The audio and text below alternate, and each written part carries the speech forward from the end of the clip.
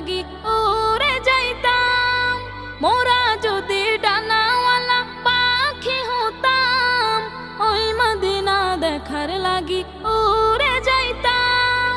হৃদয় জুড়ে দেখতাম আমি নয়ন ভরে, দু জাহানের বাদশা নবী কামলিওয়ালা রে, দু জাহানের বাদশা নবী কামলিওয়ালা রে।